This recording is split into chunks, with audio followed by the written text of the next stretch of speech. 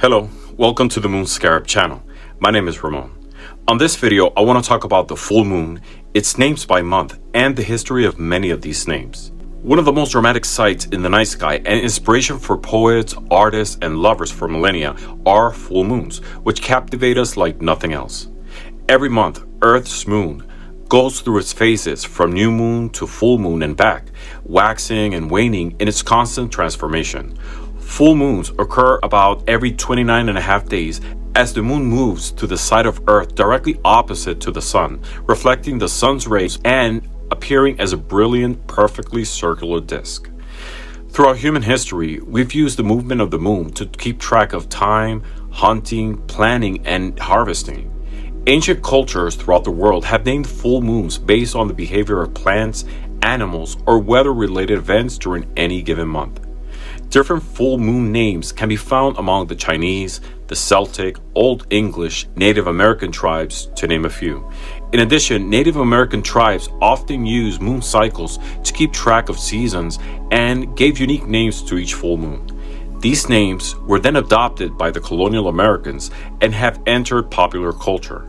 But in this video, I will give you not only the popular names used in the northern and southern hemispheres, but also names from cultures like the Chinese, Celts, South African, Wicca, and many others. So let's get started. January's full moon is called the wolf moon. In January, snow gathers deep in the woods and the howling of hungry wolves can be heard echoing in the cold air. And because of this month is known by this name. Alternative names are, in the Chinese culture, it's the holiday moon. In the Celtic, the quiet moon. The Cherokee call it the cold moon. In the southern hemisphere, it's known as the hay moon, the buck moon, the thunder moon, and the mead moon. February's full moon is called the snow moon. February is the month of the heaviest snowfalls in North America, giving this moon its most common name.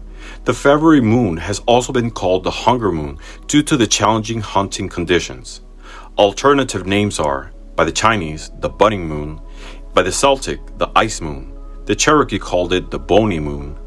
In the southern hemisphere is known as the gray moon, the barley moon, the red moon, and the dog moon. March full moon is called the worm moon. The full moon of March is called the worm moon because in this month, earthworms start to appear in the soil that finally warms up after the cold winter season. Other signs of spring gave rise to other variations, like the crow moon or the formation of crusts of snow from repeated thawing and freezing, called the crust moon, and the time for tapping maple trees, the sap moon. Alternative names are, by the Chinese, the sleepy moon, by the Celtic, the moon of winds, by the Cherokee, windy moon, and in the southern hemisphere, the harvest moon or the corn moon. April's full moon is called the pink moon. April's full moon was named the pink moon to represent the color of the wild ground phlox, one of the earliest flowers to bloom this month. Other variations indicate more signs of full spring, such as the sprouting grass moon, the egg moon, the fish moon, and other alternative names that we know of are, by the Chinese, the peony moon, by the Celtic, the growing moon, by the Cherokee, the flower moon, and in the southern hemisphere, it's known as the harvest moon or the hunter's moon. May's full moon is called the flower moon. May is the season for many flowers to bloom, which is why Native Americans, admiring the beauty of the blooming nature, named the full moon this way.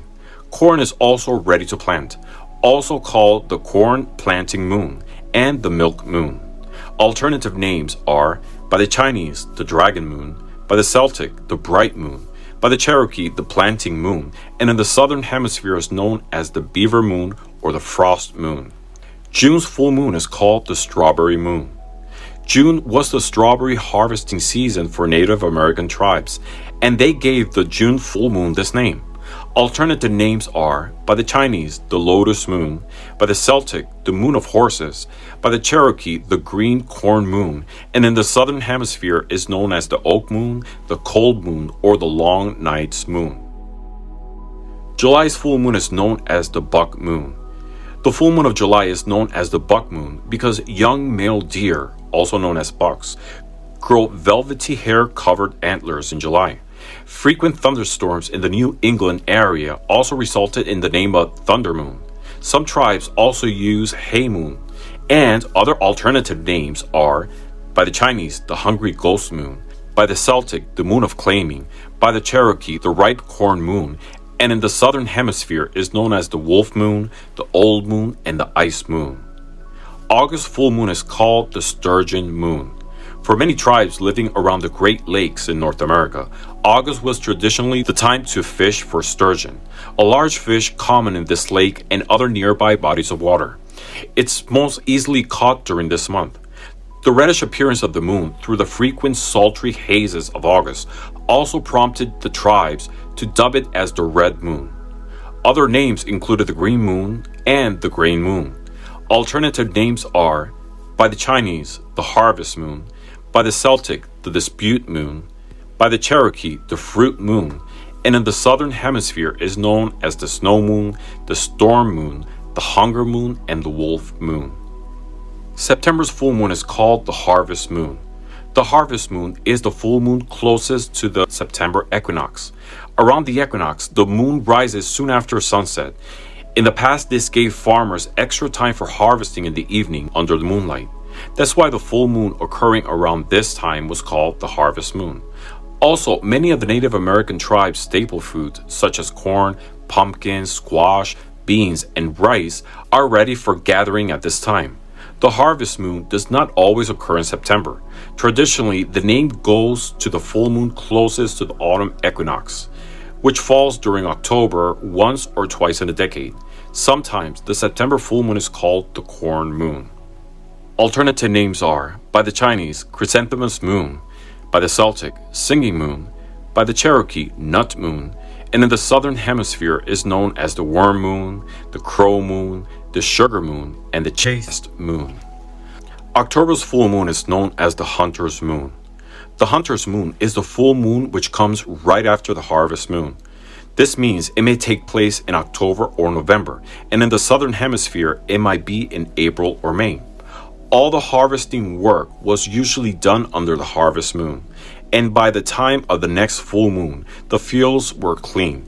So hunters will easily see animals roaming in search of food before the winter. This is why the full moon after the harvest moon is called the hunter's moon. Alternative names are, by the Chinese, the kindly moon, by the Wiccan, the blood moon.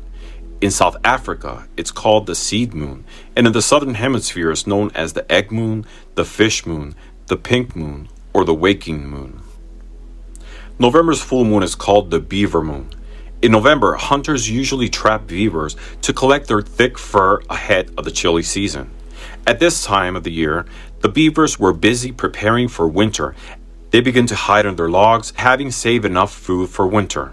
Some tribes call this the frosty moon. Alternative names are, by the Chinese, the white moon, by the Cree, the frost moon.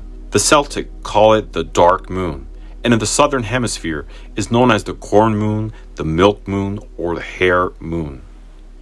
December's full moon is called the cold moon because it denotes the harsh weather conditions in this month, where the temperature drops significantly. Sometimes this moon is also called the long night moon, as the winter nights lengthen and the moon spends more time above the horizon opposite a low sun. Alternative names are, by the Chinese, the bitter moon, by the English medieval, the oak moon, by the Cherokee, the snow moon, and in the southern hemisphere is known as the strawberry moon, the honey moon, and the rose moon. Now, let's talk about blue moons. Most seasons have 3 full moons, but some seasons may have 4 full moons. The term blue moon was used to identify one of those extra full moons. On average, a full moon occurs every 29.5 days, and it takes 354 days to complete 12 cycles. So this is shorter than the 365 days of our calendar. So roughly every 2.5 years, we have a 13th extra moon.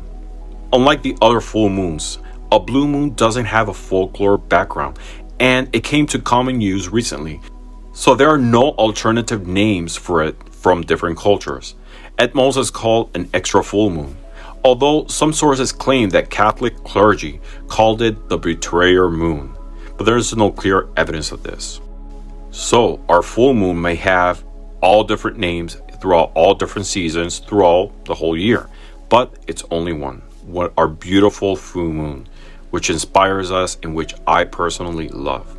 So I hope you enjoyed this video. Please let me know what you think about it, and I hope to see you soon. Blessings to all. If you like this video, please give us a thumbs up, leave us a comment, and share it with someone who might benefit from it. And click the subscribe button for more future videos about tarot, divination, and other esoteric topics.